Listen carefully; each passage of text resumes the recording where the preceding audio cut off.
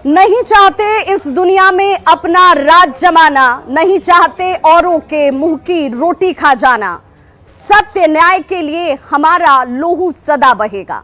नमस्कार, मैं हूं आपके साथ विभा उपाध्याय। और बचपन में जब हम स्कूल जाते थे, स्कूल में देशभक्ति के गीत गाए जाते थे तो इंसानियत भाईचारे से भरी ये भावना हमारे दिलों में भर जाती थी। जब स्कूल जाना छूटा, हम बड़े हुए तो पता चला कि हमारे इर्द गिर्द एक पूरी जमात खड़ी बैठी है जो अपना राज स्थापित करने के लिए खून बहाने तक के लिए तैयार है।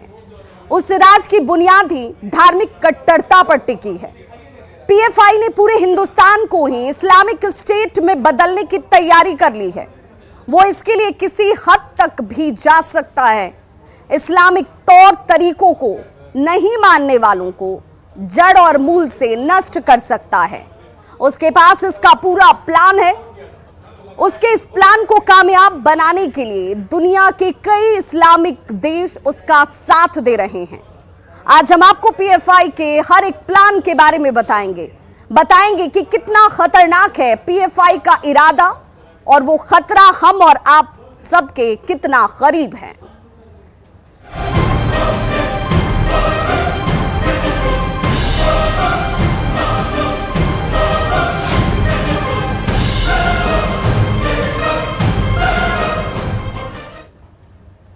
तो पटना के फुलवारी शरीफ के अहमद पैलेस में 11 जुलाई को जो छापेमारी की गई, उसके बाद जिन संदिग्धों को गिरफ्तार किया गया, उनके पास से पीएफआई का सीक्रेट डॉक्यूमेंट बरामद हुआ। यह सीक्रेट डॉक्यूमेंट सिर्फ और सिर्फ पीएफआई के सदस्यों के लिए है, जिसमें पीएफआई के नापाक मंसूबों का पूरा काला चिट्ठा है, जिसमें पीएफआई का सपना, पीएफआई का मकसद, पूरा प्लान, पूरा का पूरा रोड मैप और ब्लूप्रिंट तैयार किया गया है। आप भी जानिए और समझिए, इसलिए हम आपको पीएफआई के पूरे प्लान को एक्सपोज कर रहे हैं।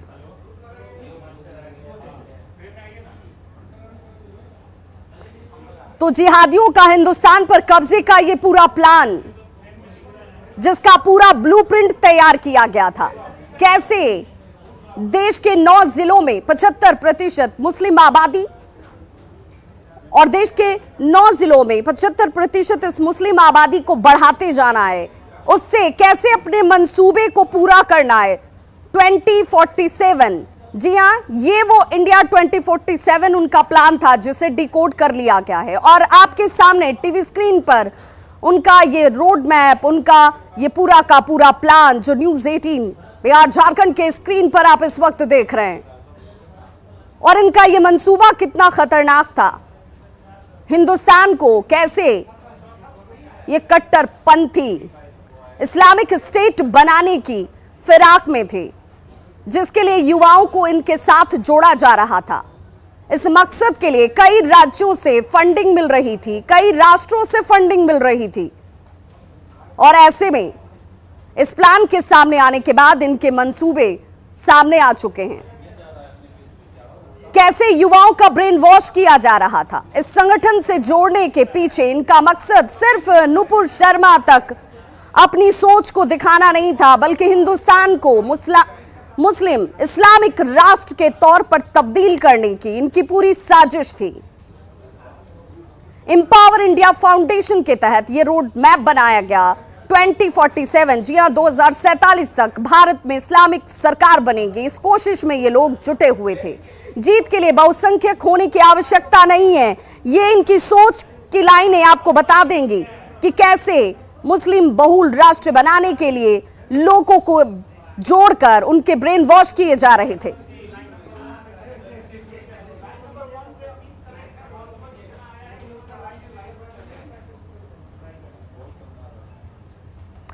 तो इंडिया 2047 के पहले पन्ने में सिर्फ टाइटल है और लिखा है कि भारत में इस्लामिक शासन की ओर। एक बात इसमें और लिखी है, वो है internal document, not for circulations. यानी ये किसी और के लिए नहीं है, सिर्फ खुद के लिए है। इसको दूसरे लोगों तक नहीं पहुंचाना है ताकि इनका मकसद कहीं एक्सपोज ना हो जाए। भारत 2047 जो इनका कोड था, जिसकी तरफ ये बढ़ रहे थे, दूसरा पन्ना क्या कहता है वो भी जरा जान लीजिए। देश के 9 जिलों में 75% मुस्लिम आबादी है। पूरा आंकड़ा डिटेल रखा गया है। 9 जिलों को छोड़कर मुस्लिमों की स्थिति बदतर है, ये इसमें अंकित है। अंग्रेज हिंदुओं से सहानुभूति रखते थे, अंग्रेज मुस्लिमों को प्रताड़ित करने का काम करते थे। मुसलमानों को बचाने की जिम्मेदारी हमारी है। समुदाय को बचाने के लिए नेतृत्व को उभारना होगा। दूसरा पन्ना इनकी सोच को जाहिर कर रहा है। तीसरे पन्ने पर क्या कुछ लिखा है वो भी जरा जान लीजिए। और एक एक पन्ने पर एक एक लाइन इनकी जिहादी सोच को दिखाती है, इनकी कट्टरता को दर्शाती है। 2047 तक यानी 2047 तक भारत को इस्लामिक राष्ट्र बनाना है, क्योंकि यही इनका मकसद है। 2047 तक मुस्लिम समुदाय के पास राजनीतिक सत्ता होगी और इसी सत्ता का इस्तेमाल ये किस रूप में करने वाले हैं, ये पूरा खाका बनाया गया था। एम्पावर इंडिया फाउंडेशन के तहत बना ये रोड मैप कितना खतरनाक है, कितना विस्फोटक है, ये समझा जा सकता है। 2047 तक भारत में इस्लामिक सरकार बनेगी, ये इनकी सोच थी, ये इनका उद्देश्य था, ये मकसद था। जीत के लिए बहुसंख्यक होने की बिल्कुल जरूरत नहीं है, कोई आवश्यकता नहीं है।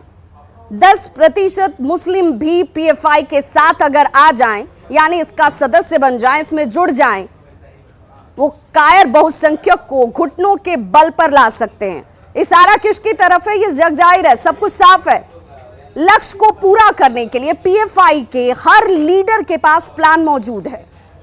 मुस्लिम युवाओं की बात करें तो मुस्लिम युवाओं को बताया जाना जरूरी है, किसी भी तरह इस्लामिक शासन स्थापित करना है, ये तीसरा पन्ना इनका जाहिर करता है। चौथे पन्ने पर क्या कुछ लिखा है जरा ये भी जान लीजिए। मुसलमानों को तलवार, रॉड और हथियार चलाने का प्रशिक्षण दें, यानी जो सदस्य हैं उन सदस्यों को टारगेट भी दिया गया है कि करना क्या है। हिंसा का टारगेटेड इस्तेमाल अपनी ताकत दिखाना है, ये दिखाना होगा और ये करना भी होगा। हिंसा का इस्तेमाल बहुसंख्यकों को टेरराइज करने के लिए जरूरी हो जाएगा। कैडर में जो अच्छा करेंगे उन्हें फायर आर्म्स और विस्फोटकों की ट्रेनिंग तक दी जाएगी। मकसद के लिए राष्ट्रीय ध्वज, संविधान और अंबेडकर का इस्तेमाल करने की बात तक इस चौथे पन्ने में लिखी गई है। एग्जीक्यूटिव और जुडिशियरी ज्यादा से ज्यादा घुसपैठ करना जरूरी होगा। हाल के दिनों के तमाम अगर वाकयों को आप देखेंगे तो इस पर भी इनकी सोच का असर नजर आता है। शासन और प्रशासन की ज्यादा से ज्यादा जानकारी इकट्ठा की जानी चाहिए, यानी इस कदर वहां पर पैठ बना लीजिए कि हर एक छोटी बड़ी जानकारी आपके पास मौजूद हो। चुनाव जीतने के लिए एससी, एसटी और ओबीसी के साथ गठजोड़ करें आप। आरएसएस और एससी, एसटी, ओबीसी के बीच दरार पैदा करना इनका मकसद रहा। आरएसएस को सिर्फ अपर कास्ट हिंदुओं के पक्षधर के रूप में दिखाया जाए, यानी लोगों के बीच वैमनस्व के स्तर पर फैले, इसकी पूरी कोशिश यहां पर की गई। मुस्लिमों के साथ एससी, एसटी और ओबीसी को अपनी पार्टी बनानी होगी, यानी इन लोगों को अपने साथ जोड़ लीजिए और दिखाया जाए कि अपर कास्ट से आपकी दूरी कितनी है और वैमनस्व पैदा कर दीजिए। हथियार और गोला बारूद के स्टॉक को भी बढ़ाना होगा। पीएफआई को मुस्लिमों के एकमात्र संगठन के रूप में पेश करना होगा, यह भी यहां पर साफ तौर पर इस चौथे पन्ने में लिखा गया। पीएफआई 50% एससी, एसटी और ओबीसी का विश्वास हासिल करेगा और इसीलिए कहा गया कि बहुसंख्यक होने की जरूरत नहीं है, ताकत एकजुटता में, और वो एकजुटता आप अपने आप में दिखा लीजिए और इस तरह से देश के अंदर वैमनस्व पैदा कर दीजिए। पांचवा पन्ना क्या कहता है? इस्लामी सिद्धांतों पर आधारित एक नया संविधान घोषित किया जाएगा, यानी अगर अपने टारगेट में ये सफल हो जाते तो इसी तरफ इनकी कार्य प्रणाली आगे बढ़ती। इसके लिए बाहरी ताकतों की मदद ली जाएगी, यानी दूसरे देशों से भी ये लोग जुड़े हुए, जो भी खिलाफ होंगे उन्हें एलिमिनेट यानी कि खत्म कर दिया जाएगा। मुस्लिम युवाओं में कट्टरपंथ बढ़ाने के लिए बाबरी मस्जिद, मुस्लिमों की लिंचिंग का इस्तेमाल किया जाए। अब आप कैसे ये संगठन काम करता है ये समझ गए होंगे। छठा पन्ना, हर घर में पीएफआई सदस्य की भर्ती की रणनीति इसमें तैयार की गई थी, यानी कि हर एक मुस्लिम परिवार और उस परिवार से एक सदस्य पीएफआई में शामिल हो। हर घर से एक व्यक्ति को संगठन में भर्ती किया जाएगा और अगर ऐसा नहीं कर पाए, एक को पार्टी में शामिल कर लिया जाए। उन्हें अपने मैगजीन या फिर आर्टिकल का पाठक बनाना होगा, यानी जोड़ने के लिए हर एक हथकंडा अपनाया गया। हर घर को किसी भी तरीके से अपने टच में रखना है। योग सत्र और स्वस्थ लोग स्वस्थ राष्ट्र अभियान की आड़ में पीएफआई काम करेगा, यानी आप इस दिशा में भी जुड़े रहिए, लोगों को पता न चल पाए कि आप कर क्या रहे हैं और आपकी मंशा क्या है। मुस्लिम बहुल इलाकों में जमीनों का अधिग्रहण इसका हिस्सा है और यही सोच इस छठे पन्ने में दर्शाई भी गई। सातवां पन्ना क्या कहता है और हर पन्ने पर क्या लिखा गया और इस लिखावट का मजनून क्या है, इसके पीछे मंशा क्या थी, वो आपके सामने न्यूज़ 18 इस वक्त रख रहा है। हिंदू संघ परिवार के नेताओं का डेटाबेस तैयार करना होगा, यानी उससे जुड़े हुए लोगों की एक एक छोटी बड़ी हर डिटेल जानकारी रखिए। नेताओं को ट्रैक करने के लिए ऑफिस के लोकेशंस को ट्रैक करना होगा। फ्रेंडली इस्लामिक देशों की मदद लेनी होगी, यानी कि एक सोच रखने वाले तमाम जो देश हैं उनको अपने साथ जोड़कर रखिए और उसका फायदा वक्त आने पर उठाइए। पीएफआई ने तुर्की के साथ मैत्रीपूर्ण संबंध विकसित किए हैं और तुर्की किस तरीके से काम आता है वो जग जाहिर है।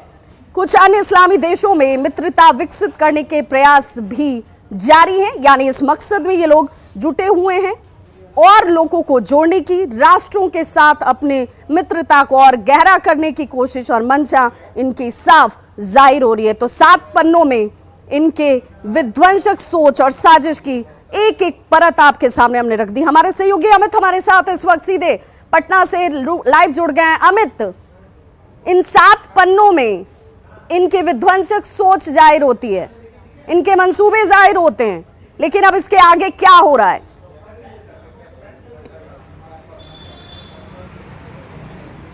देखिए, सबसे बड़ी बात है कि ये 7 पन्ने जो हैं इनके नापाक मंसूबे को ना सिर्फ जाहिर कर रहे हैं बल्कि ये भी बता रहे हैं कि ये लोग कितने जो हैं देश के प्रति जहर अपने मन में रखते हैं। और अब चूंकि ये पूरा मामला जो है वो पटना पुलिस के जांच के दायरे में आ चुका है, अनुसंधान के दायरे में आ चुका है, तो अब अनुसंधान की बात कही जा रही है, चाहे पुलिस मुख्यालय से हो या पटना के एसएसपी, दोनों ही तरफ से जो सरकारी बयान है वो दिए जा रहे हैं कि अनुसंधान जारी है, जल्द ही आगे और भी गिरफ्तारियां होंगी, तमाम बातें जो है उसको हम लोग खंगाल रहे हैं वगैरह वगैरह। तमाम तरह की सरकारी जो बयान है वो लगातार इस तरह से सामने आ रहे हैं। कल एसएसपी जब प्रेस कॉन्फ्रेंस भी कर रहे थे उस दौरान भी उन्होंने कहा कि जिन लोगों की गिरफ्तारी हुई है उनसे लंबी पूछताछ हुई है, जरूरत पड़ेगी तो आगे भी उन लोगों को रिमांड पे लिया जाएगा। और हमारे आधिकारिक सूत्र जो बताते हैं कि संभवतः आज पटना पुलिस जो है वो इन लोगों को रिमांड पे लेने की अर्जी कोर्ट में दायर करेगी। लेकिन इससे बड़ा सवाल ये है कि आखिर भारत से इतना नफरत क्यों है इन लोगों को, क्यों अपने ही देश के प्रति जो है जहर उगल रहे हैं। और जो नापाक मंसूबा है उसे बजाबता इस तरह से डॉक्यूमेंट में इन्होंने तैयार किया जो हमारे हाथ में भी है, India 27 towards rule of Islam in India. तो ये समझ सकते हैं, जिसकी चर्चा भी आपने की, दर्शकों को आपने बारीक तरीके से बताया भी कि इंटरनल डॉक्यूमेंट है ये, नॉट फॉर सर्कुलेशन, यानी कि ये दूसरे लोगों के हाथ में नहीं जाने चाहिए। जो चुनिंदा लोग हैं जो इनके मिशन में शामिल हैं उन तक ये बात पहुंचे। और इसी को लेकर के ये 7 पन्ने का जो है वो एक कह सकते हैं तो ये दस्तावेज तैयार किया गया था। और ये इसी दस्तावेज में जो बातें रखी गई है उसके हवाले जो है गिरफ्तारी सिर्फ 3 लोगों की अब तक हुई है, लेकिन ये चेन और नेटवर्क बहुत बड़ा है, सिर्फ राज्य तक ही नहीं, इसके तार जो हैं वो इंटरनेशनल लेवल पर भी नजर आ रहे हैं। और जब बात पीएफआई संगठन की होती है, इतने सारे प्रूफ, ये डॉक्यूमेंट, इनकी सोच, इनका मंसूबा, सब कुछ जग जाहिर है। अब सवाल तो ये भी कि क्या इसके ऊपर कोई प्रतिबंध, कोई कार्रवाई की जाएगी?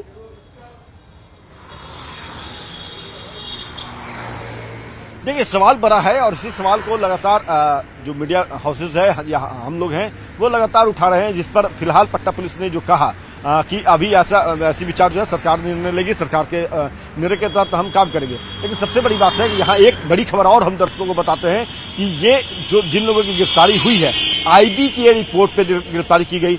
ये लोग जो है प्रधानमंत्री के जो कार्यक्रम थे 12 जुलाई को, उसमें ये घटना को अंजाम देने के फिराक में थे। और फिर आईबी ने जब अलर्ट किया, जब सजगता दिखाई, आईबी ने कहा यह भी जा रहा है कि पटना पुलिस ने नहीं बल्कि आईबी ने खुद इन लोगों को गिरफ्तार किया और फिर फुलवारी शरीफ पुलिस के हवाले किया।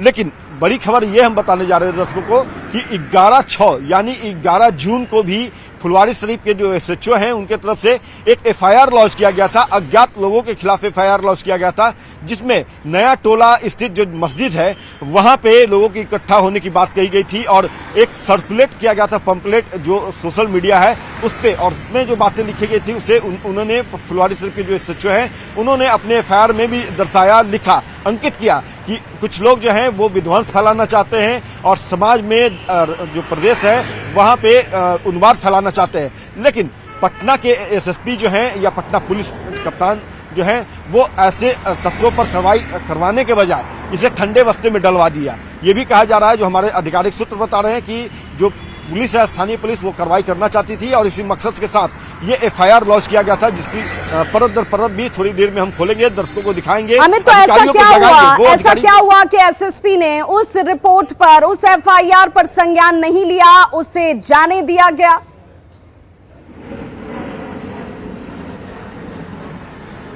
देखिए, बड़ा सवाल यही है कि आखिर क्यों नहीं उस समय पटना पुलिस जगी। जब इसका सवाल पटना के एसएसपी से पूछा गया तो वो इस पर खुल करके बहुत कुछ नहीं बोले। लेकिन हाँ, सवाल तो बड़ा है ना कि आखिर जब 11/6 को ही एक एफआईआर लॉन्च किया गया था, अज्ञात लोगों के खिलाफ उनके मंसूबे सामने आ चुके थे, तो उसी समय इन लोगों की गिरफ्तारी करनी चाहिए थी, इन लोगों की पहचान करनी चाहिए थी और सलाखों के पीछे पहुंचा करके कानूनी कार्रवाई की जानी चाहिए थी। तो एसएसपी की भूमिका और एसएसपी की कार्रवाई और कल का उनका बयान, कई चीजें जो हैं वो संदेह के घेरे में भी लाती हैं और उनकी कार्यशैली और उनकी सोच पर भी सवाल खड़े करती है। बहुत बहुत शुक्रिया अमित इस तमाम जानकारी के लिए। और अब आपको दिखाते हैं फुलवारी शरीफ में छापेमारी के दौरान क्या मिला और क्या हुआ।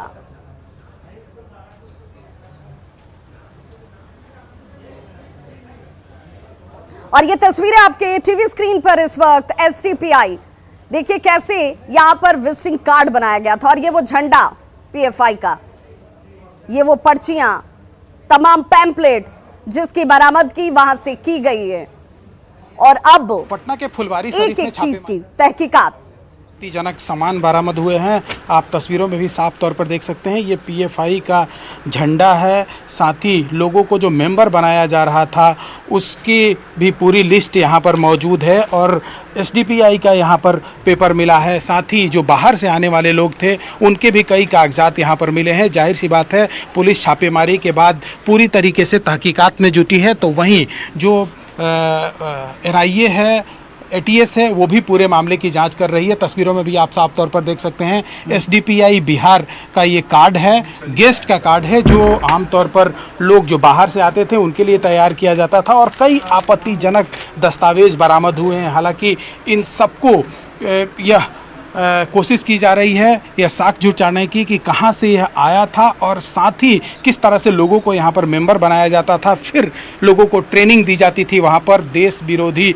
गतिविधियों के लिए। तो ऐसे में समझा जा सकता है कि जो पटना पुलिस और ख़ास तौर पर जो फुलवारी की पुलिस है वो यहाँ पर स्पेशल टीम बनाकर वहाँ पर पहुँची और फिर छापेमारी हुई, जिसमें आपत्तिजनक दस्तावेज बरामद हुए हैं और अभी 3 लोगों की गिरफ्तारी हो चुकी है। आगे भी जांच जारी है और यह माना जा रहा है कि कई लोगों की और गिरफ्तारी हो सकती है इस पूरे मामले में।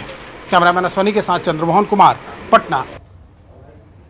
और इस वक्त दूसरी बड़ी खबर का जिक्र कर ले, अनंत सिंह की सदस्यता को समाप्त कर दिया गया है। विधानसभा से अधिसूचना उनकी सदस्यता की समाप्ति को लेकर जारी कर दी गई है। एमपी एमएलए कोर्ट ने अनंत सिंह को 10 साल की सजा सुनाई थी, जिसके बाद अब उनकी सदस्यता खत्म हो चुकी है। अनंत सिंह के घर से हथियार की बरामदगी हुई थी, सरकारी आवास से हथियार बरामद किए गए थे, जिसके बाद लंबे इंतजार के बाद कोर्ट की तरफ से यह फैसला आया, 10 साल की सजा सुनाई गई और यह तय माना जा रहा था कि उनकी सदस्यता समाप्त होगी। अब उनकी सदस्यता समाप्त की जा चुकी है। वैशाली के डीईओ ने सरकारी स्कूल के शिक्षकों के लिए अजीबोगरीब फरमान जारी कर दिया है। फरमान में भी वो फरमान ऐसा जिसमें शिक्षक विरोध पर उतर आए हैं। फरमान शिक्षकों के लिए ड्रेस कोड को लेकर है। इसमें कहा गया है कि स्कूलों में शिक्षक ड्रेस कोड में ही पहुंचे, लेकिन डीईओ के आदेश को अब ये शिक्षक मानने को तैयार नहीं है। पटना में नाराज शिक्षकों से बातचीत की संवाददाता रजनीश कुमार ने। पहले लखीसराय डीएम ने कुर्ता पायजामा पहनने वाले शिक्षक को जलील किया, अब वैशाली डीओ ने भी शिक्षकों के लिए फरमान जारी कर दिया है। ये फॉर्मल जो शर्ट पैंट पहन के आने का जो आदेश जारी हुआ है, तो क्या लग रहा है शिष्टाचार बढ़ेगा? अब तक हम लोग यही देखते आ रहे हैं बचपन से लेके आज तक कि हमारे गुरुजी जो भी हमको शिक्षा दिए हैं आज तक, जिनके शिक्षा से आज हम कुर्सी पर बैठे हुए हैं, हमारे शिक्षा से आज कोई डीएम बना है, हमारे शिक्षा से आज कोई डीओ बना है, हमारे ही शिक्षा से आज पदाधिकारी आज डीएम डीओ पीएम सारे लोग बन करके इस कुर्सी पर विराजमान हैं। जो आज के डेट में उन्होंने हमारे इस शिक्षकों की बेइज्जती जो हुई है कुर्ता पैजामा के ड्रेस के कारण, वो क्या ये उचित नहीं है, कहीं से भी उचित नहीं है। कुर्ता पैजामा पहनना छोड़ देंगे आप लोग? कुर्ता पैजामा पहनना कैसे छोड़ देंगे? कभी नहीं छोड़ेंगे। इसलिए नहीं छोड़ेंगे कि हमारे पिताजी लोग भी शिक्षक थे और वो कुर्ता पैजामा में ही और शर्ट को धोती कुर्ता में ही विद्यालय जाते थे। बिल्कुल, अब तो कार्रवाई का भी डर होगा ना कि अब कुर्ता पैजामा पहनेंगे, जींस टी शर्ट पहनेंगे कलरफुल, अब स्कूल आएंगे तो गुरुजी पर कार्रवाई भी हो सकती है। निश्चित रूप से जब पदाधिकारी कोई फरमान जारी करता है तो संशय की स्थिति तो पैदा होती है, लेकिन इन पदाधिकारी को तो सोचना चाहिए कि जिस शिक्षक के बलबूते जो सामाजिक परिवर्तन लाता है, जो संस्कार और संस्कृति पैदा करता है समाज में, और एक महान से महाविभूति को मैंने विद्वता के आधार पर कुर्सी पर बैठाता है, आज उन्हीं शिक्षकों को नसीहत देने के लिए ये तुगलकी फरमान जो जारी किए हैं, ये घोर अन्याय है। ये फरमान जारी कर सकते हैं, सवाल उठ रहा है और शिक्षक संघ ने अल्टीमेटम भी दिया है कि डीईओ अगर अपना आदेश वापस नहीं लेते हैं तो पूरे बिहार के शिक्षक जो है कड़ा आंदोलन भी करेंगे। कैमरामैन दीपक के साथ रजनीश कुमार, न्यूज़ 18। वैशाली जिला के जिला शिक्षा पदाधिकारी ने शिक्षकों के लिए जो नया ड्रेस कोड लागू करने का आदेश जारी किया है, बिल्कुल ही आपत्तिजनक है, भारतीय संस्कृति परंपरा के बिल्कुल खिलाफ है। बिना विभाग के अनुमति के किसी तरह का ड्रेस कोड लागू करना उनकी तुगलकी फरमान प्रतीत होती है। तो खबरों का सिलसिला लगातार जारी है। आप देखते रहिए न्यूज़ 18 बिहार झारखंड, क्योंकि यहाँ खबरों का सिलसिला कभी नहीं थमता।